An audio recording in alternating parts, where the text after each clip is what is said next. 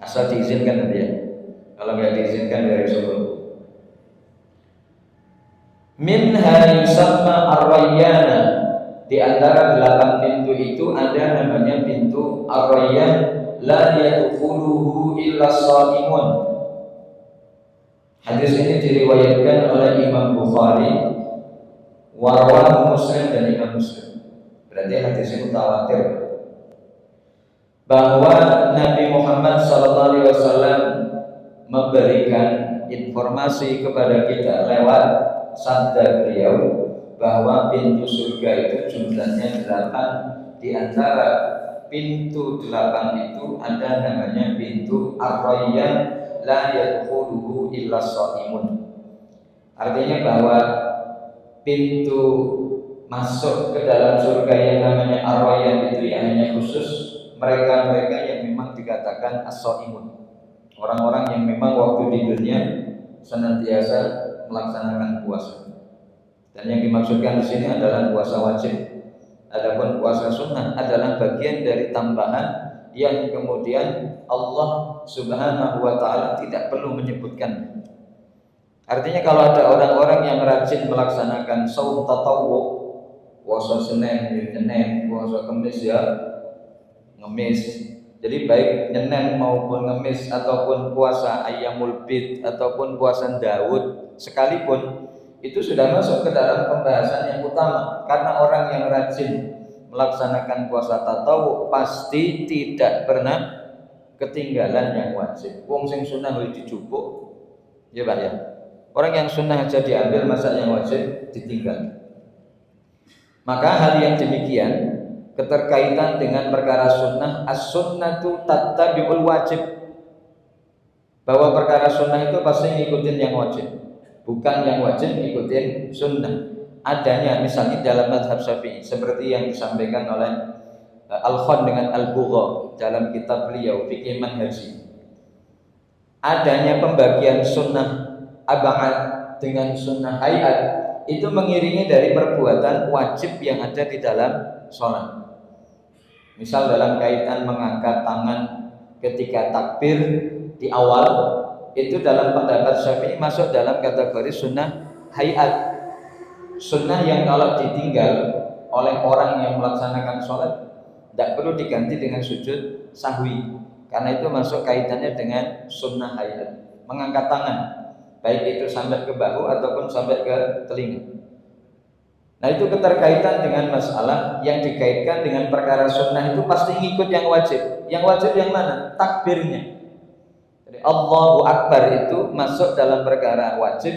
Kalau dalam mazhab yang lain namanya rukun.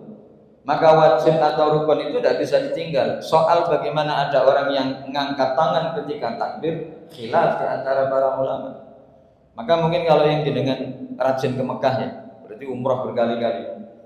Ya rajin ke Mekah pasti akan melihat fenomena itu, bagaimana ada orang sholat yang tidak meletakkan kedua tangannya di bawah dada di atas pusar. Semua-mura dilepas gitu aja.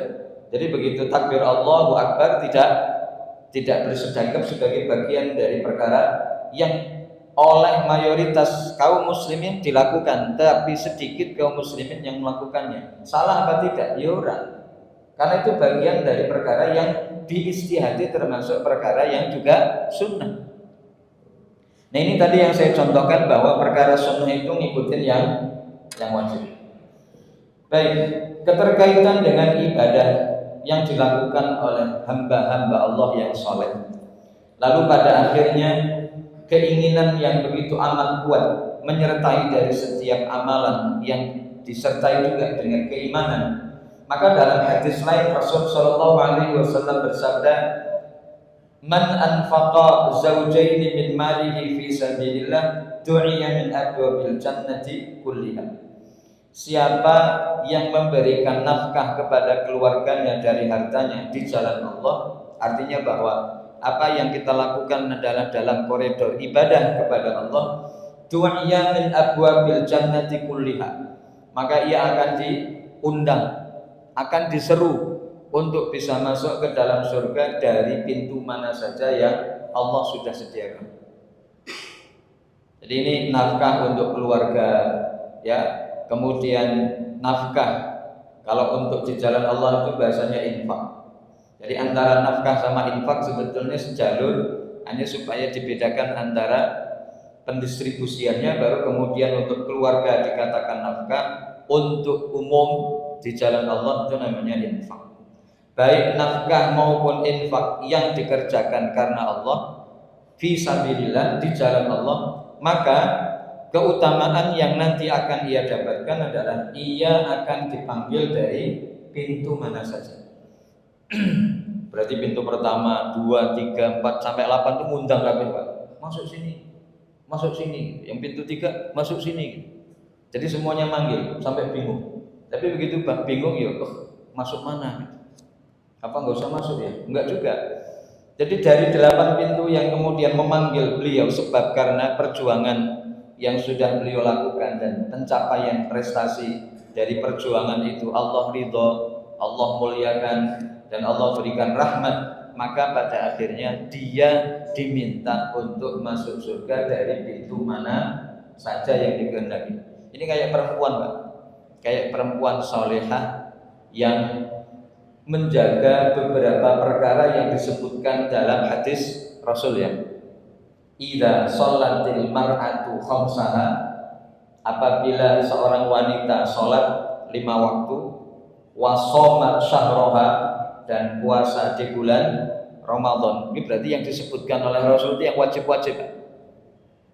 Ya, wa shomat syahroha, dan puasa di bulan Ramadan, wa hafizat farjaha, dan menjaga kehormatannya, wa ata'at zaujaha, dan taat kepada suaminya, qila laha, maka dikatakan kepada perempuan yang sudah memenuhi kriteria tadi itu, udkhulil jannata min ayyi abwabin nasyiti, silakan masuk ke dalam pintu surga dari manapun yang kamu kehendaki.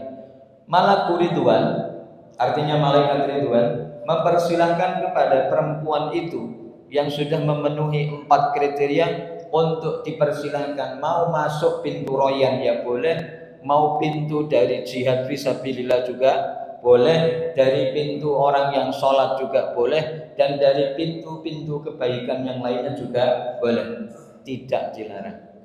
Itu berarti keutamaan yang begitu amat besar Allah berikan kepada perempuan, wanita yang sudah menjalankan apa yang disebutkan tadi. Banyak nggak perempuan yang begitu? Mudah-mudahan banyak. Dan mudah-mudahan istri kita itu ada di antara yang disebutkan oleh Rasul Shallallahu Alaihi Wasallam. Kemudian dilanjutkan, walil jannati abwabun, walil jannati samaniyatu abwabun, bahwa surga itu ada 8 pintu sebagaimana tadi hadis yang disampaikan. Faman kana min ahli shalah tu'ya min babis shalah, siapa orang yang memang dari ahli salat, ahli ibadah, maka dia akan dipanggil dari babus shalah. Berarti ada pintu, bukan hanya sebut babu royan. Berarti di sana juga ada yang disebut dengan babus shalah, yaitu pintu yang memang secara khusus akses untuk masuk itu dilalui oleh orang-orang yang rajin sholat, terutama yang wajib ya. Kalau yang sunnah harus pasti. Tadi yang kita sampaikan, yang wajib saja dikerjakan, maka yang sunnah lebih afdal untuk dikatakan. Kemudian wa man kana min ahli siyam tu'iya min babis siyam, kalau orang yang memang ahli puasa ya akan diundang ya dari pintu puasa. Wa man kana min ahli shadaqah tu'iya min babis shadaqah, kalau dia dari ahli sedekah ya berarti akan dipanggil dari pintu sedekah. Tapi kalau kemudian dia ya ahli puasa, ya ahli sholat, ya ahli infak, rajin tenan Mbak infak ya, maka tentu dia akan dimasukkan oleh Allah dari pintu mana saja yang diinginkan. Namanya semua kriteria sudah melekat ada pada dirinya. Maka pintu-pintu itu secara khusus memang Allah berikan nama, tetapi bagi orang yang sudah memiliki kriteria dari semua yang disebutkan itu, maka ia akan mendapatkan keuntungan dan benefit dari Allah Subhanahu wa taala berupa akomodasi masuk surga dari pintu mana saja. Sakarep tidak ada yang dilarang. Ma'asyiral muslimin azakumullah. Kemudian derajat al-jannah. Derajat itu berarti tingkatan, Pak. Bahwa ternyata apa yang nanti kita dapati dari hadis Rasul Shallallahu Alaihi Wasallam, surga itu memiliki tingkatan yang berbeda-beda. Seperti halnya pelajaran yang kita dapati, langit ya 7, bumi ya juga 7. Maka sebagaimana Allah menciptakan surga dan neraka juga memiliki tingkatan-tingkatan yang akan disesuaikan sesuai dengan penghuninya. Ya, sesuai dengan penghuninya. Tapi bagaimanapun cerita yang sampai kepada orang mukmin dan pada akhirnya ia akan dimasukkan ke dalam surganya. Yang namanya surga pasti memenuhi 3 kriteria yang tadi sudah disampaikan oleh Ibnu Qayyim al-Jauzi. 3 kriteria dari penduduk surga itu, ia akan mendapatkan kemuliaan dari Allah Subhanahu wa taala, mendapatkan ridho dari Allah Subhanahu wa taala, dan juga perkara yang ketiga dia akan mendapatkan rahmat ya, berupa kasih sayang Allah Subhanahu wa taala, berupa surga yang diberikan. Jadi surga itu bentuk rahmat, Pak. Jadi surga yang Allah berikan itu sebetulnya bentuk rahmat Allah kepada hamba-hambanya yang soleh. Sebagaimana neraka. Neraka itu juga bagian dari pemberian Allah, tapi bukan rahmat, tetapi ghadab, amarah yang kemudian Allah berikan sebab karena banyak pelanggaran yang dilakukan oleh hamba Allah ya, dari kalangan jin dan manusia yang sudah dikategorikan melampaui batas.